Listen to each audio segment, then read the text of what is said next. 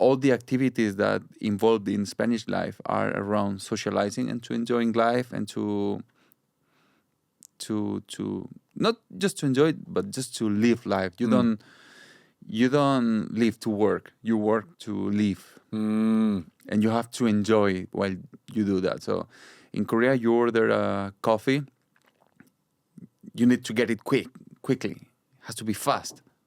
In Spain, and if it's not fast, you tell, 좀 빨리 주세요, something like that. Yeah. But in Spain, you say 빨리 주세요 or try to hurry. First, the bartender is gonna be like, what's wrong with you? Like, get the fuck out of my cafe. Yeah, something like that. You want it quick? Go to the cafe in front. Yeah, or something like that. Or just the fact of having brunch. We have a word for it's called sobremesa. Sobremesa. Sobremesa is the fact of spending time after you finish eating with family. Oh, okay. So you eat and you don't go somewhere else. You stay there and we chill around the table. Yeah. Okay. That's called sobremesa. You have a word for that. Yes. Sobremesa. Because we do the same. You finish eating and then you just relax. Depending on the time of the day, you'll have a coffee or a wine. If it's evening, same in South Africa. But in Korea, it's icha or samcha or the next appointment. Right, or if it's lunch, you go right away to eat. In Spain, usually from 2 to 5, people don't work. Yes. From 2 p.m. to 5 p.m. You eat, you do sobremesa, and then you sleep and siesta. Yeah, That's sobremesa and siesta. This one I know very well. So wait, you siesta until 4, 5? I don't know, you might do like from 20, 30, 40 minutes or 1 hour or 2. You never know. It's random. Bro, I was in Mallorca and it was 9 a.m. I was staying at my friend's house and his mom said, some people are going to come to the house to do some remodeling stuff. And I'm like, okay. So they came at 10. They left at 12 because they have to go for lunch and sobremesa and siesta. And I went to the cafe maybe like 3 and I went and they're still there at the cafe. I'm like, these guys are not working today, or is it a half day? Maybe they finished early. Welcome to Spain. Yeah. And then they went back at 4 and then they left at 5. And then I asked, is this this is a full work day in Spain. Amazing. I was like, this is what we need in all countries. I mean, I don't think anything would get done. In Korea, that would never work. Oh my God, can you imagine I mean, you can work hard, 5 or 6 days just to kind of rest one day, or you can work hard until 60, 70, then to start living life when you are old, or you can enjoy within your whole life. Yes, true. So it's a matter of culture. Yeah. And I don't know how much the person whose house is getting remodeled will enjoy. Sorry, this is just a 1-day job. Why have you been here 5 weeks? Get the fuck out of my house. I can't take a shit without you guys here. It's crazy. No, but it's definitely one of the charms of the Spanish culture, I think. It is. It's not better, it's just different. Because then, how are you going to find a reward in achieving something or doing something great? You might not be able to do that with that philosophy in your personal life. But Korea, with the mindset of being a hard worker, they achieve amazing things. So as a nation, as a country. So, but at what cost? This is at what cost? It's such a conundrum because it's a very personal question, I think. Yeah. I mean, as a nation, I know why Koreans work so hard. Because you don't just get from being one of the poorest countries in the world to being one of the rich because you didn't work hard. There was a lot of sacrifice. Sacrifice is the word. Yeah. Sacrifice. I always love the story when I hear about Koreans who came together during the IMF and gave up their own gold from their house and smelted it together to pay off the debt. That's amazing. That story because I equate it to where I'm from, and that will never happen. Never, ever. I cannot imagine. When I heard that story, I asked my friend, is this a joke? Like, it was just like some story and it's true. And I was blown away. I was amazed that a country can do that. And I think that's where this hardworking ethic stems from. But at what cost? as you said, if you retire at 65 and you're like, where's my whole life gone? Yes, I worked hard, but I didn't live any of it. Do I only start living now? Or on the flip side, do I, enjoy my life a lot, but I don't get to experience the lot of security that I get from working a good job? I think it's a balance of sacrifice and happiness. I don't know. Sacrifice. The meaning of sacrifice. It's losing something or retaining something in order to get something greater in the future, or just for another people or for the next generation. So I think the sense of sacrifice also develops or changes depending on the place where you are, the influence that you have, or the ambition that you have. Yeah.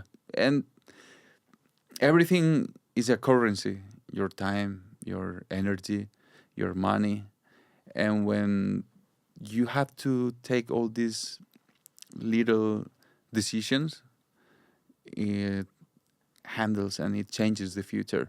Might be your own future or your community or your country or anything. So we are always taking all these little decisions with our own life. We are sacrificing maybe, let's go McDonald's or to eat like anything, but we are sacrificing for our own health or for our look or for whatever reason, because we are trying to build something different in the future. So we are always doing those kind of sacrifices, and I think the conversation went in a total different direction. But I I got a little bit philosophic. No, I like it because I'm trying to think about just my own story, like how on a sacrifice to no sacrifice scale, what would I be willing to sacrifice? Right, because you need to sacrifice. If you want to do something great in the future, you have to sacrifice the moment. Of course, you might not be enjoying doing a 3 or 4 hours workout.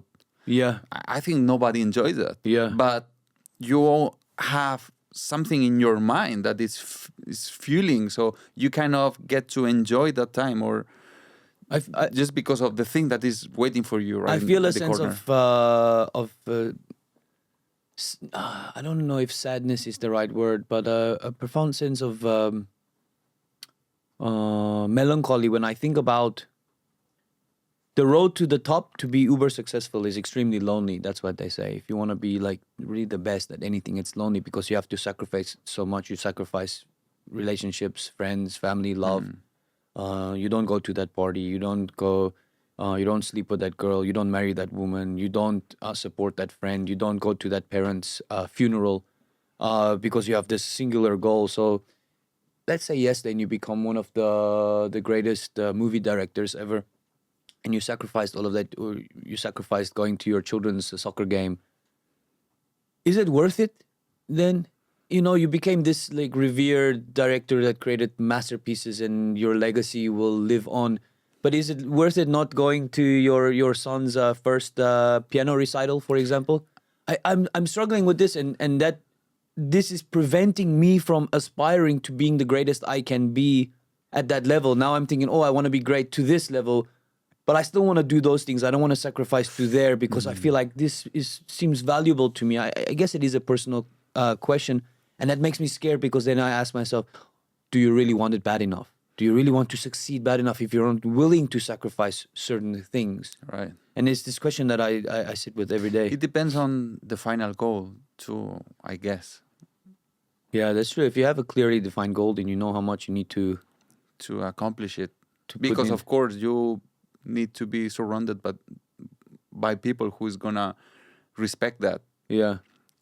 And if you don't, you need to cut them out. Yes. Immediately. Yes. So you end up building your own community, but I think is a very personal thing. But the problem is judging, becoming a judge to that person shouldn't be doing that.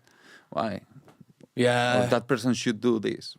I try not to I don't know about you, but I try not to get too involved in other people's shit. So for example, I care about my close friends. If I see they're doing something, then I'll be like, bro, I don't know if this is the right path. I'll just give some advice, but other than that, I don't really get too involved, especially in people I don't know. Like it's such a waste of time And personally. energy. Yes, yes. Yeah. So I somehow, now that we get back to the thing that we were talking about sacrificing or just enjoying the moment or just going to the easy thing, we have a social responsibility in creating something that adds something to or the community or the future of next generation. Mm-hmm. So the guy who is sacrificing to build this masterpiece, you never know, that masterpiece might be so inspiring for the next generation, or you never know. So That's the if you scary have part. that ambition to build something for the next generation, and then you even get to enjoy it and to feel a great reward inside, why not? Yeah. Come on. That's what. Yes, but he didn't go to his son's birthday. That's his family. That's his situation. That's what Stephen Pressfield, the writer of the War of Art book, he says. He's like 80, but he's not married at all. But he's written really great books, and he argues that the guides that he has given people in order to find their love for art again is his life's love. He never got married. He's 83. He's very sharp, very healthy. And so he knows that was a thing he chose not to do, and so it's not a question of regret. It's a question of being satisfied with what you have chosen. What's up, lovely people? You've made it to the end of the clip. If you want to see the full unedited podcast, click over here.